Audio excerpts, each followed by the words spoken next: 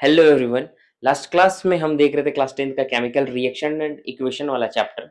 But किसी glitch की वजह से वो मैं आधा ही अपलोड कर पाया था, पूरा का पूरा हो नहीं पाया था। तो देखते हैं आज जितना हो पाएगा उतना करेंगे, फिर नेक्स्ट क्लास में कर पाएंगे। ठीक है। सो हमने लास्ट क्लास जहां से प्रॉब्लम हुआ था वो ये था, ये स्लाइड से प्रॉब्लम होना शुरू हुआ था। एक्सोथर्मिक रिएक्शन और एंडोथर्मिक रिएक्शन के बारे में हम लोग जान रहे थे कि क्या होता है एक्सोथर्मिक और एंडोथर्मिक। ओके।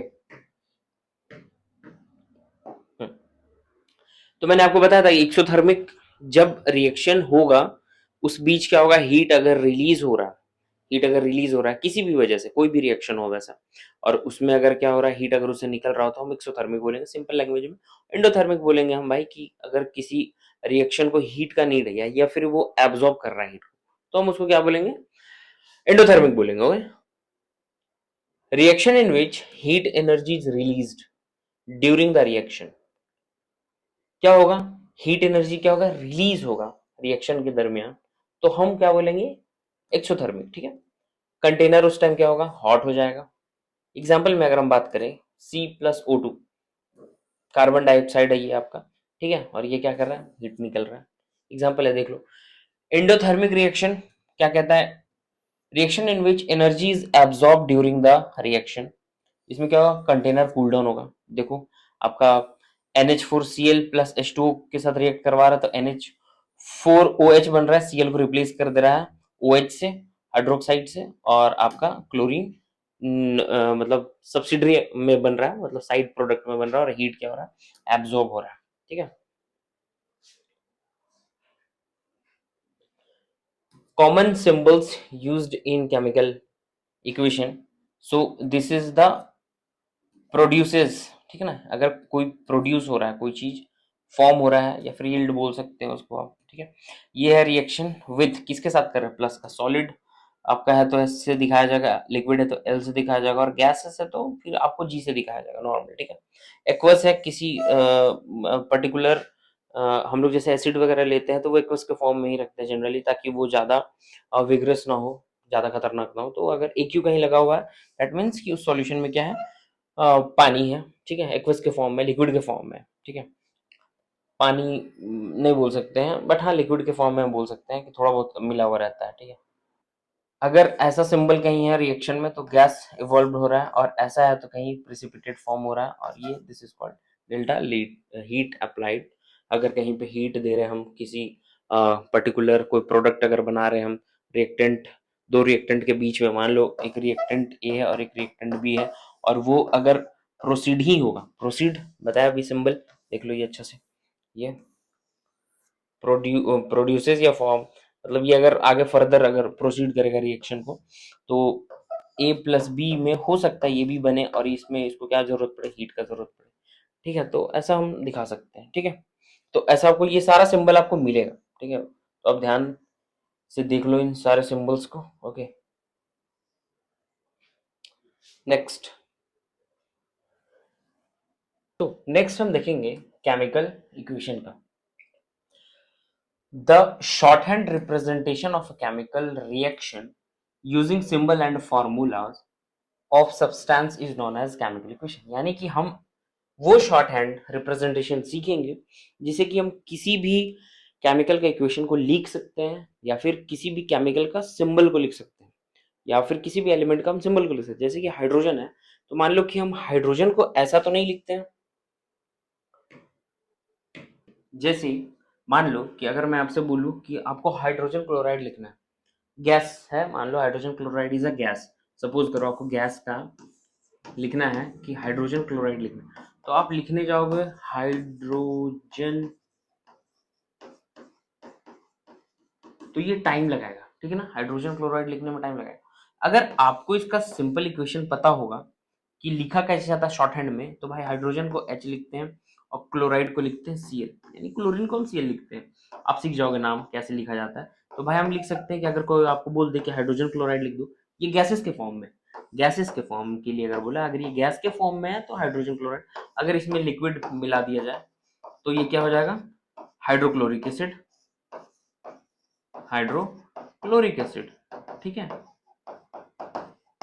तो ये रिप्रेजेंटेशन है, ये लिखने का तरीका है, आप कैसे लिखोगे, तो यही इक्वेशन हमको ये सिखाता है। ओके, तो आपको वर्ड इक्वेशन यानी कि आपको पूरा का पूरा एक एलिमेंट का अगर लिखा हुआ है नाम, तो आपको शॉर्ट हैंड उसका जानना होगा या फिर उसका शॉर्ट फॉर्म जानना होगा कि वो कैसे लिखाता है, तभी आप जाकर के सिंबल इक्वेशन को आप बना पाओगे। चलो देखते हैं। तो word equation use the names of substance, तो यूज होता है किसका, नेम ऑफ सब्सटेंस में, while symbols equation use chemical formula and symbol. तो और सिंबल्स किस लिए यूज होता है, वही आपका केमिकल फार्मूलाज वगैरह के लिए यूज होता है, और जनरली वही सब चलता है। कहीं पे भी आपको ऐसा नहीं है, कोई क्वेश्चन में अगर लिखा हुआ हो कि भाई हाइड्रोजन और क्लोरीन को मिलाए हैं तो वो क्या बन रहा है, हाइड्रोक्लोरिक एसिड बन रहा है या फिर हाइड्रोजन क्लोराइड गैस बन रहा है, तो ऐसा नहीं है कि वहां पे एकदम बड़ा बड़ा या फिर लंबा इक्वेशन में पहले आपको बता दिया जाएगा कि कैसे किसको क्या बोल रहे हैं, उसके बाद में फिर आपको वही यूज करेगा शॉर्ट हैंड, ठीक है, तो आपको ध्यान रखना होगा। अच्छा, एक पॉइंट है यहाँ पे, मास can neither be create nor be destroy during a chemical reaction. ध्यान रखना कि मास को कभी भी, ऐसे तो मतलब साइंस के लैंग्वेज में हम बोल सकते हैं कि भाई मास को कभी भी नहीं क्रिएट किया जा सकता है और ना उसको डिस्ट्रॉय किया जा सकता है, वो एक फॉर्म से दूसरे फॉर्म में क्या हो सकता है, कन्वर्ट हो सकता है। जैसे एनर्जी का हम लोग डेफिनेशन पढ़ते हैं कि energy neither be create nor be destroy, ठीक है, उसको बना भी नहीं सकते हैं, वो तो एक मतलब कि एक बोला जाता है ना कि कहाँ से आया वो पता नहीं है, ठीक है, एनर्जी कहाँ से आया वो पता नहीं है, किस फॉर्म में है, बस फॉर्म चेंज कर रहा है। अभी वो आग बन गया, कभी वो हवा के फॉर्म में चला गया, कभी वो पानी के फॉर्म में चला गया, तो फॉर्म चेंज कर रहा है। तो हम बोल सकते हैं कि भाई एनर्जी फॉर्म को चेंज कर सकता, मतलब एनर्जी दूसरे फॉर्म में रह सकता है, बट वो कभी डिस्ट्रॉय नहीं होता, ठीक है। अब देखो, रिएक्टेंट है, प्रोडक्ट है, यानी कि रिएक्टेंट हम उसको बोलते हैं जो रिएक्शन में पार्टिसिपेट करता है, ठीक है, रिएक्टेंट हम उसको बोलते हैं जो रिएक्शन में क्या करेगा, पार्टिसिपेट करेगा। रिएक्टेंट हम उसको बोलेंगे जो क्या करेगा, पार्टिसिपेट करेगा। कहां पे करेगा, रिएक्शन में, पार्टिसिपेट इन रिएक्शन, ठीक है।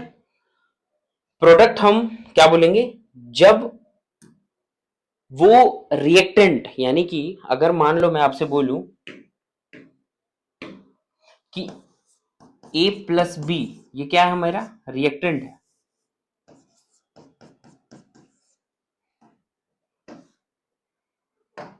चलो कलर चेंज कर लेता हूं। सपोज A प्लस बी ये आपका क्या है, रिएक्टेंट है।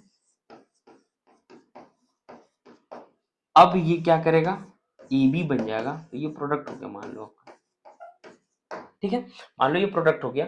तो अब रिएक्टेंट प्रोडक्ट में बदलने से पहले, यानी कि अभी ये जो है, मतलब ये अभी सिंगल फॉर्म में, अपना अपना फॉर्म में, ये सिंगल फॉर्म में, ठीक है, लेकिन जब ये इन्वॉल्व हो जाएगा, आपको कैटलिस्ट भी हेल्प ले सकता है, किसी कैटलिस्ट वो होता है जो कि क्या करता है, रिएक्शन को या तो स्पीड अप करता है या तो फिर स्लो डाउन भी करता है, वैसा भी कैटलिस्ट होता है, ठीक है, तो ध्यान देना।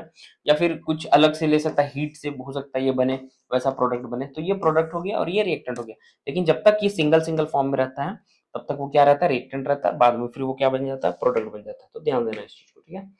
अब देखो, मास के बारे में मैंने आपको बताया कि mass neither be create nor be destroy, तो total mass of the reactant जितना रहेगा हमेशा, उतना ही आपका मास ऑफ द प्रोडक्ट भी मिलेगा आपको टोटल हमेशा, ठीक है। आप ये देख लेना, ठीक है, ये 4 एग्जांपल है, कभी भी बैलेंस करके देख लेना, आपको वही का वही मास दिखेगा। ओके, हम बढ़ते हैं आगे।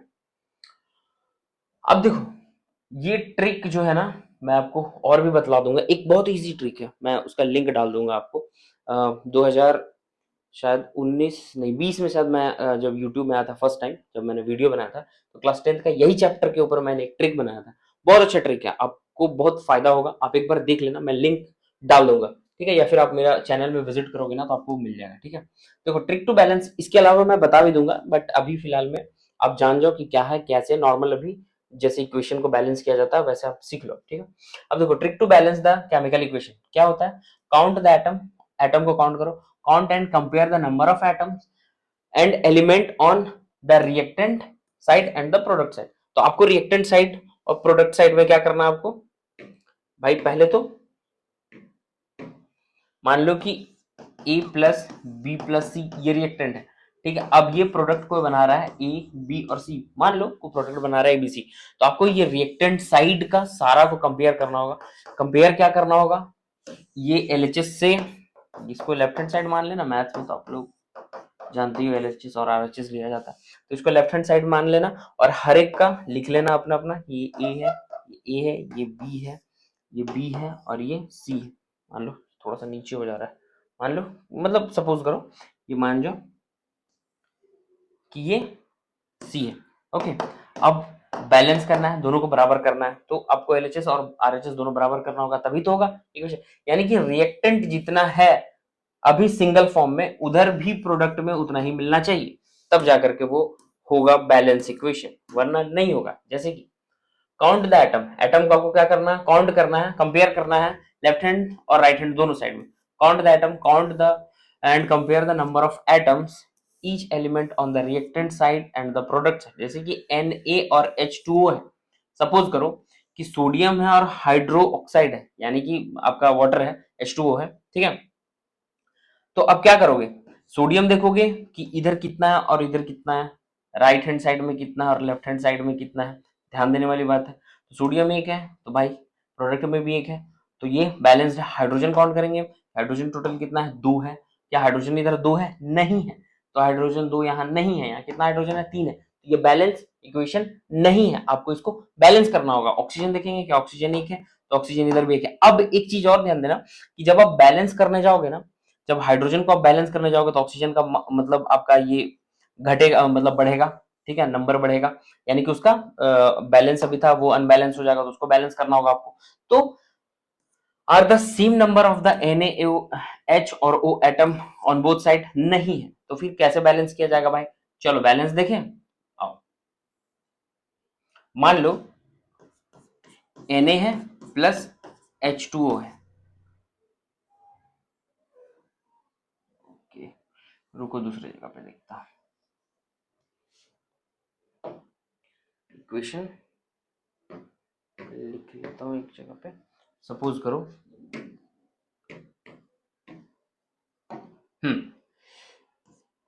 Na था प्लस H2O था, ये बना रहा था आपका NaOH प्लस H2 दे रहा था, यही दे रहा था ना। मैंने आपको क्या बताया कि पहले आप सिंपल सा ट्रिक है, इसके अलावा बहुत अच्छा ट्रिक है, बस अभी एकदम सिंपल से इक्वेशन में आप समझो कि कैसे होगा। देखो Na लिख लेना, इधर भी लिख लेना Na, इधर में भी H लिख लेना, जितना आपको एटम है सबको लिख लेना आप, ठीक है। अब ध्यान देना, सोडियम एक है भाई, एक है, ठीक है, इधर भी एक है, बैलेंस है, कोई दिक्कत नहीं। हाइड्रोजन इधर कितना है, 2 है, इधर हाइड्रोजन कितना है, 3 है, गड़बड़ा रहा है, ठीक है। ऑक्सीजन एक है, ऑक्सीजन एक है। अब दिक्कत किस में है, दिक्कत भाई हाइड्रोजन में। अब इसको बैलेंस करने के लिए अगर हम इसको मल्टीप्लाई करते हैं 2 से, ठीक है, यानी कि हाइड्रोजन को अगर हम क्या देते हैं, 2 देते हैं, रुको अलग कलर से कर देता हूं,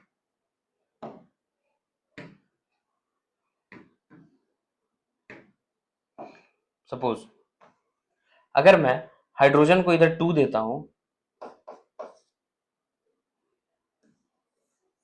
तो अब क्या होगा ना कि ये 4 तो हो जाएगा, चलो ये 4 हो गया, ये 4 हो गया, बट ऑक्सीजन इधर में क्या होगा, गड़बड़ हो जाएगा। अब जब इधर ऑक्सीजन गड़बड़ होगा तो भाई इधर भी गड़बड़ होगा, तो अगर हम इसको 2 दिए हैं तो ये कितना हो जाएगा, 4, ये यहाँ पे अभी क्या हो गया, 4 हो गया, अभी भी ये क्या है, 3 है। अब हमको अगर ऑक्सीजन को भी बढ़ाना है तो इधर 2 लगाना होगा, और जब हम राइट हैंड साइड में 2 लगाएंगे तो भाई फिर देखेंगे कि इधर भी गड़बड़ हो गया, तो हम इधर भी 2 लगाएंगे। अब देखेंगे बैलेंस हो गया, अब ये भी 2 है, ये भी 2 है। हाइड्रोजन काउंट करें, हाइड्रोजन कर लेंगे सॉरी अब देखेंगे कि सोडियम भी 2 है लेफ्ट हैंड साइड में, और राइट हैंड साइड में सोडियम भी 2 है, हाइड्रोजन भी 4 है इधर, और हाइड्रोजन इधर भी कितना है, 4 है, तो अब इसको भी चेंज कर देंगे, ये रहा 4।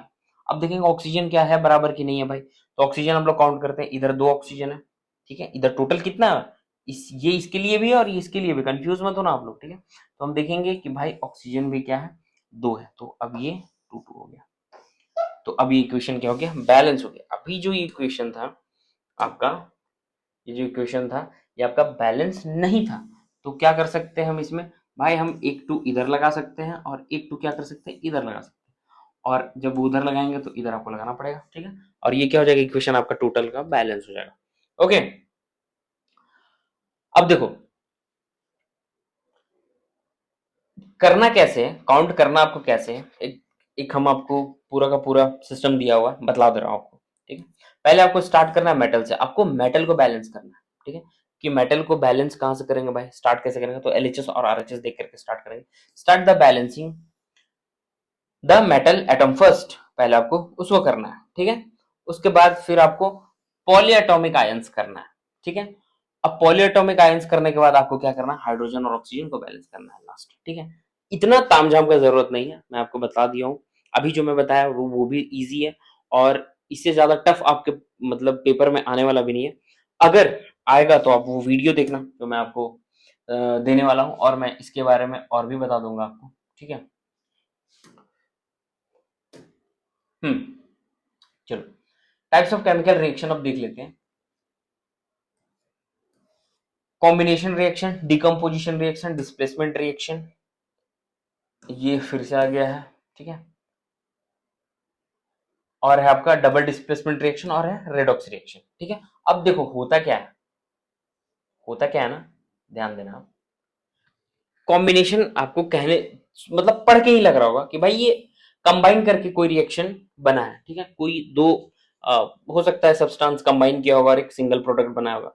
जैसे जनरल फॉर्म होता है ना, ए और बी, मान लो अभी एग्जांपल ले रहा था सेम, कि ए और बी कोई दो अलग अलग क्या था, सब्सटेंस था, और मिला और एक प्रोडक्ट बना लिया, ठीक। और हीट जनरली क्या होता है, एक्सोथर्मिक होता है, निकलता है, रिलीज करता है, ध्यान देना, एक्सोथर्मिक एंडोथर्मिक में बता चुका हूँ। डिकम्पोजिशन रिएक्शन में a compound break into a simpler substance using energy. इसमें क्या होता है भाई कि कोई सब्सटेंस, ये प्रोडक्ट अब बन चुका था, ये प्रोडक्ट अब बना हुआ है, मान लो वो प्रोडक्ट, इसको हम किसी भी तरीके से तोड़ दें, आइदर आप हीट दे करके तोड़ो, या किसी केमिकल रिएक्शन से तोड़ो, या फिर आप इलेक्ट्रोलिसिस से तोड़ो, बहुत सारा प्रोसेस होता है तोड़ने का, आप जैसे भी तोड़ना है तोड़ो, ठीक है। तो टाइप्स ऑफ डिकम्पोजिशन बताया भी है, थर्मल होता है, इलेक्ट्रोलाइटिक होता है, और फोटोकेमिकल होता है, ठीक है। इस पे हम लोग बात करेंगे डिटेल में, बट अभी आप सीख लो कि क्या हो और क्या क्या होता है, और हीट किस में होता है, रिलीज कैसे होता है, वो सारा चीज आप लोग देख लेना पीडीएफ में, ठीक है। अब डिस्प्लेसमेंट रिएक्शन होता है, more reactive element replace less reactive. अभी जो ये एग्जांपल आपने लिया था, ये वाला जो एग्जांपल था, ये वाला जो एग्जांपल था,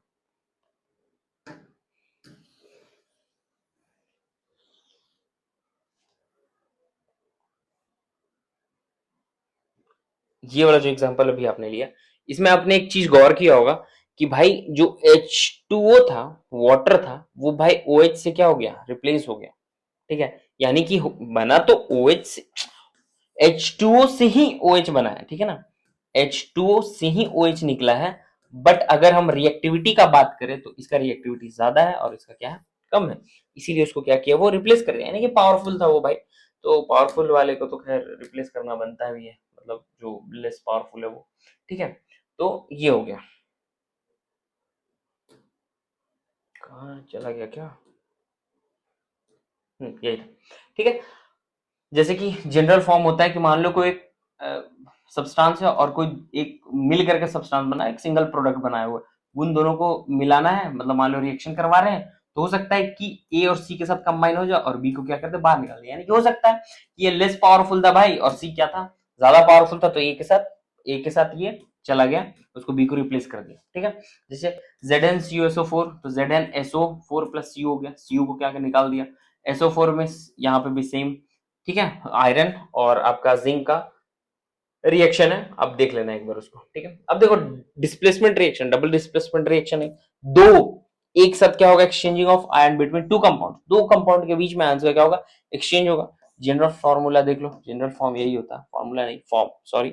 एग्जाम्पल, एक एक एग्जाम्पल, दो दो एग्जाम्पल आपको एग्जाम में पूछेगा, और डेफिनेशन आप अपने हिसाब से बना सकते हो। क्लास 10th में आ चुके हो भाई, तो डेफिनेशन आपको तो बनाने आना ही चाहिए, क्योंकि आप अब 10th में आ चुके हो भाई, तो बनाने तो आना चाहिए।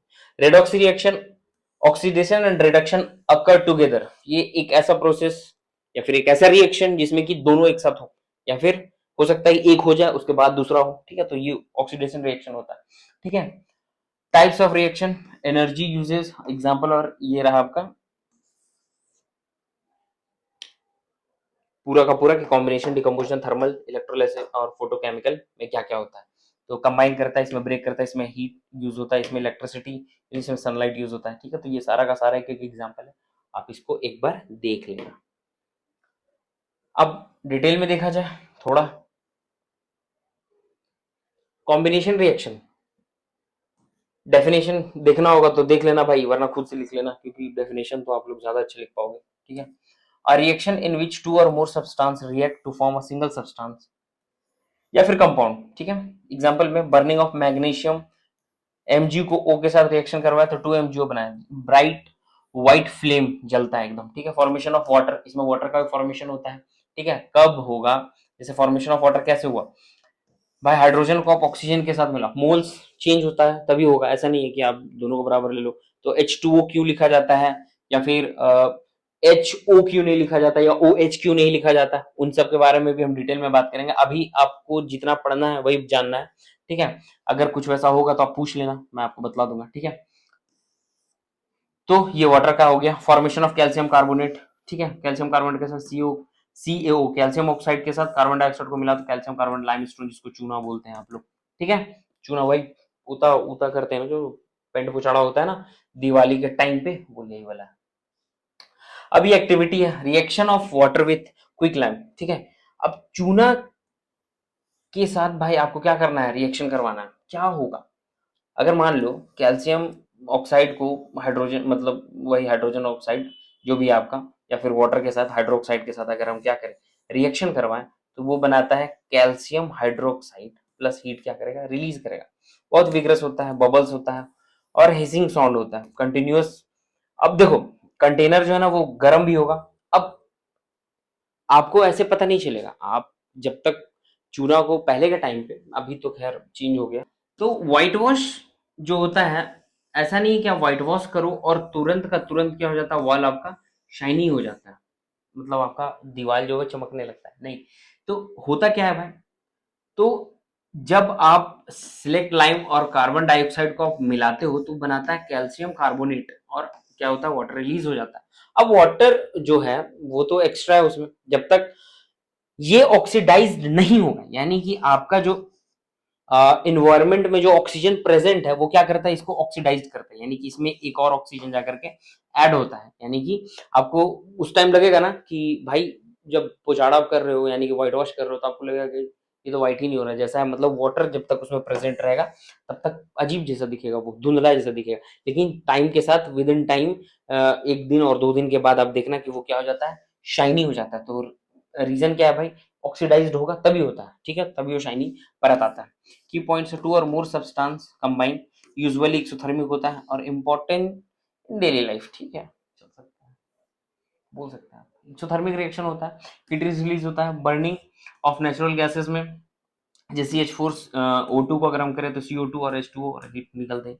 अब जो रिस्पिरेशन इंपॉर्टेंट है भाई सबके लिए। ठीक है, तो ये भी एक एक्सोथर्मिक रिएक्शन हो गया। ठीक है, we get energy from food, कब, जब ग्लूकोज टूटता है। ग्लूकोज कैसे भाई बनता है पहले, ठीक है, ग्लूकोज पहले बना, बॉडी में खाना खाएं आप, अंदर में गया, टूटा, जो भी अमीनो एसिड्स वगैरह जो भी उसको तोड़ने उड़ने में लगा, सब कहानी वो बना, फिर वो क्या होता है, एनर्जी में क्या होता है, कन्वर्ट होता है। C6H12O6, this is your glucose. और ग्लूकोज, सुक्रोज और फ्रुक्टोज होता है, 3 होता है, ये ग्लूकोज है। ठीक है, तो ये बना है 6CO2 और 6, ये बैलेंस किया हुआ, ठीक है ना, ये प्लस एनर्जी में होता है, डिवाइड हो जाता है। ठीक है, हो क्या रहा है, चलो ठीक है। और decomposition of vegetable of matter is also exothermic. ठीक है, ये भी एक्सोथर्मिक में ही आता है। सो आज के लिए इतना ही, आगे देखते हैं हम नेक्स्ट क्लास में, वीडियो कंटिन्यू होगा। Thank you.